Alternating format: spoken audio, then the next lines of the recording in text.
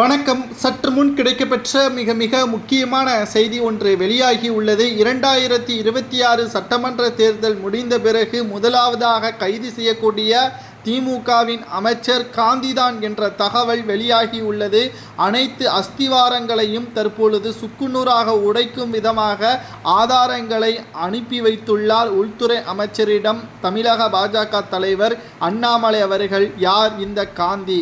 திமுகவின் அமைச்சராக இருக்கக்கூடிய காந்தி அவர்கள் ரேஷன் கடைகளில் வழங்கக்கூடிய வேஷ்டி மற்றும் சேலைகளில் 100% காட்டன் இருக்க வேண்டும், ஆனால் 78% பிளாஸ்டிக் நூல்களையும் 22% காட்டன்கள் நூல்களையும் பயன்படுத்தி மக்களை ஏமாற்றியுள்ளார் என்றும், ஒரு காட்டனின் விலை 380 ரூபாய் விற்கப்படுகிறது. ஆனால் அதில் பாதி விலையில் கிடைக்கக்கூடிய பிளாஸ்டிக் நூல்களை வாங்கி பல்வேறு கோடிகளை மக்களிடம் ஏமாற்றி இருப்பதாகவும், இதனால் தமிழக அரசிற்கு தெரிந்துதான் இந்த டெண்டர்கள் நடைபெற்று இருப்பதாகவும், முதலாவது மக்களை ஏமாற்றி இருப்பதை ஆதாரத்துடன் கோவையில் உள்ள ஆராய்ச்சி மையத்தின் மூலமாக வெட்ட வெளிச்சத்தில் கொண்டு வந்திருப்பார் தமிழக பாஜக தலைவர் அண்ணாமலை அவர்கள்.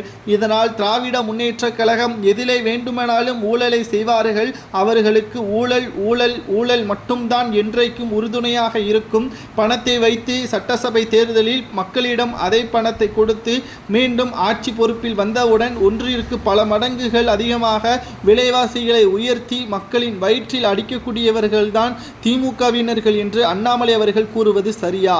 சரி, ஏன் இப்பொழுதே அவர்கள் மீது நடவடிக்கை எடுக்க முடியாதா? தற்பொழுதே அண்ணாமலை அவர்கள் தமிழக ஒட்டுமொத்த அமைச்சர்கள் பற்றியான விவகாரங்களை சேகரித்து அதை தவறாக இருக்கக்கூடியவர்களை ஒட்டுமொத்தமாக ஃபைல்களாக உள்துறை அமைச்சரிடம் தெரிவித்துவிட்டார்.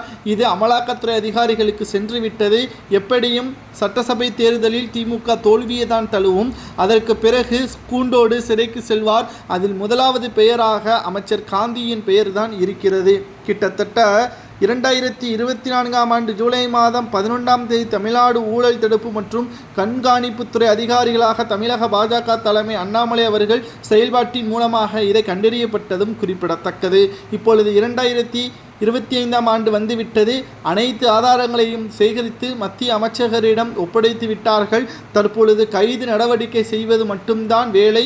இது உடனடியாக நடைபெற்று விட்டால் திமுகவின் ஆட்சிக்கு மிகப்பெரிய ஒரு பேரிடியாக அமையும். மக்களுக்கு இலவசமாக கொடுக்கின்றதை தரமாக கொடுக்காமல் அதிலும் ஊழல் செய்வது சரியா? இவர்களுக்கெல்லாம் என்ன தண்டனை கொடுக்கலாம் என்பதை கூறுங்கள். கடந்த ஆண்டு நெசவு செய்ய பயன்படுத்தப்படக்கூடிய 1 கிலோ காட்டன் நூலின் விலை 320 விற்கப்பட்ட நிலையில் அதில் பாதி விலையாக 120 ரூபாய்க்கு வாங்கி மிகப்பெரிய ஊழலை